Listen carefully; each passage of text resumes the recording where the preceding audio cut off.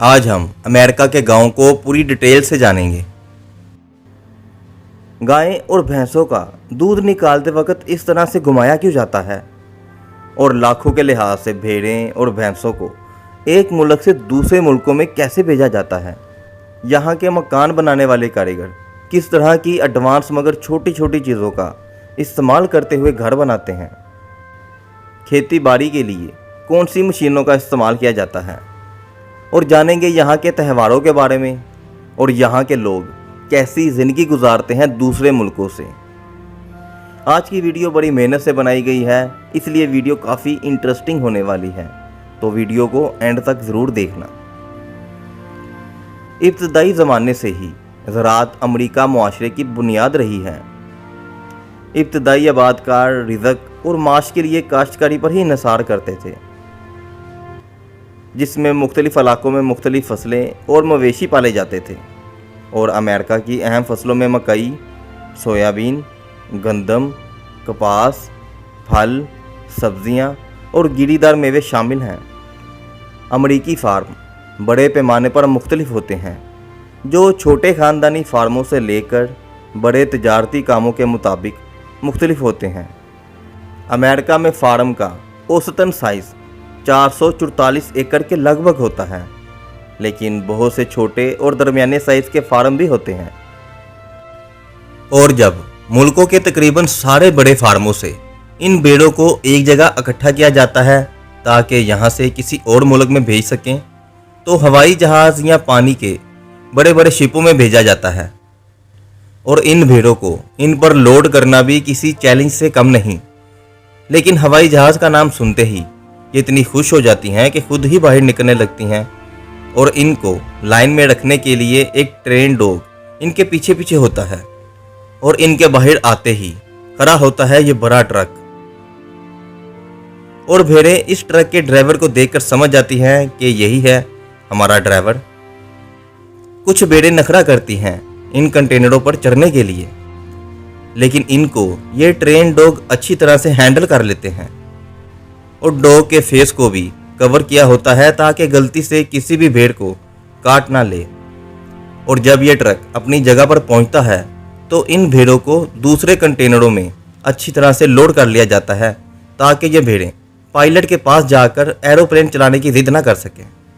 और जब ये भेड़ें जिस मुल्क में जानी होती हैं वहाँ पहुँच जाती हैं तो वहाँ पहले से ही इनका सारा खाने पीने का सामान मौजूद होता है।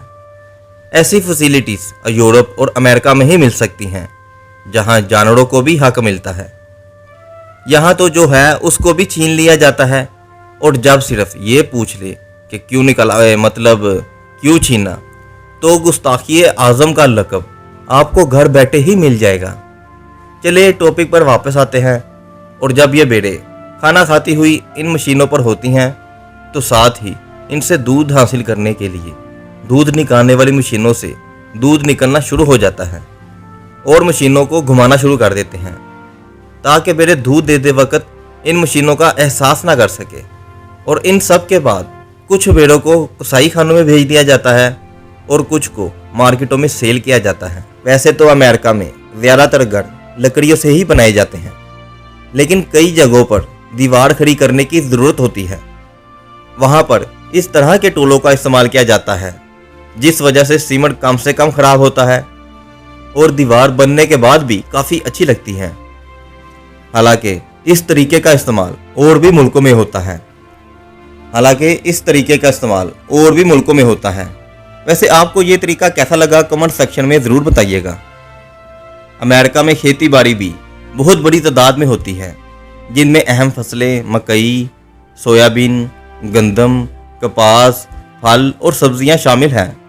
गंदम की प्रोडक्शन में अमेरिका चौथे नंबर पर आता है।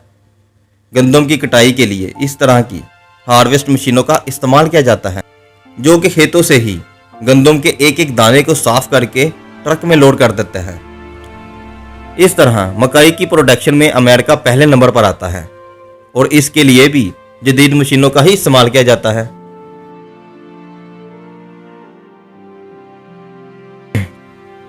और इसी तरह फल और सब्जियों की प्रोडक्शन में भी मशीनों का इस्तेमाल ही होता है।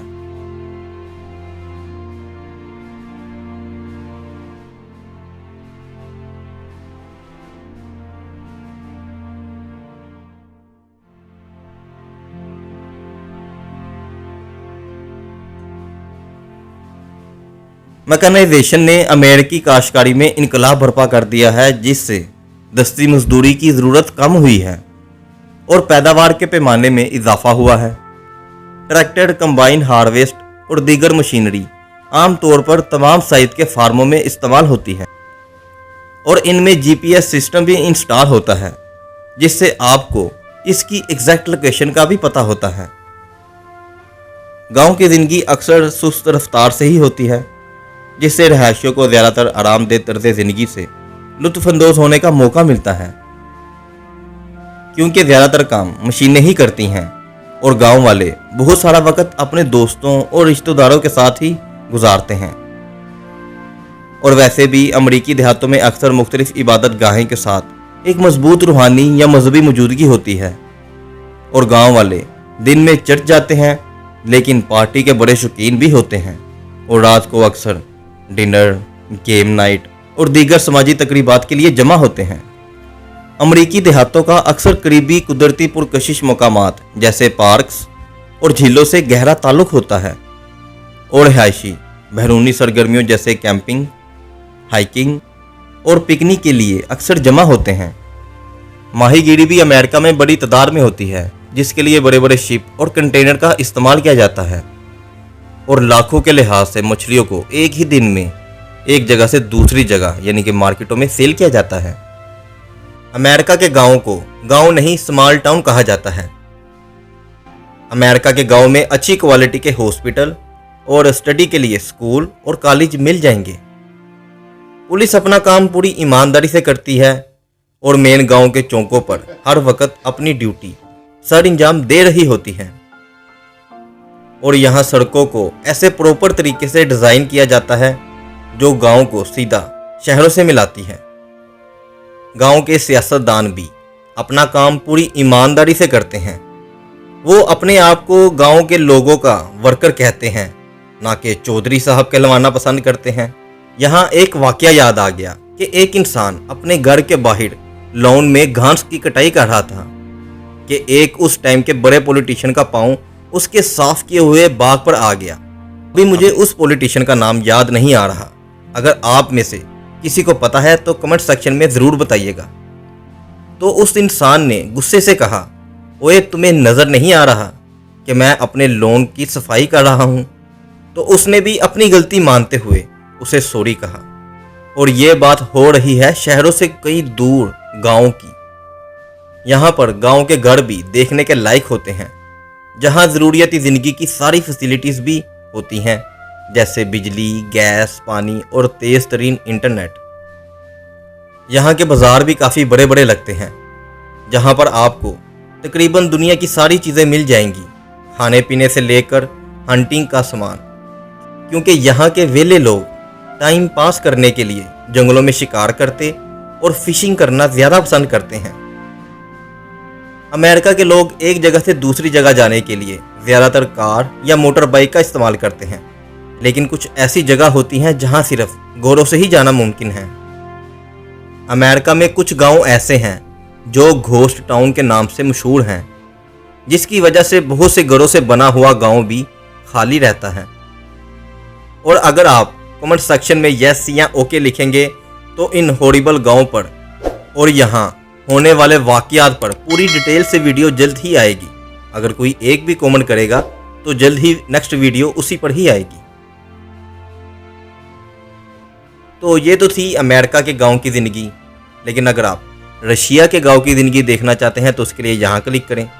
जर्मनी के गांव की ज़िंदगी देखना चाहते हैं तो उसके लिए यहाँ क्लिक करें।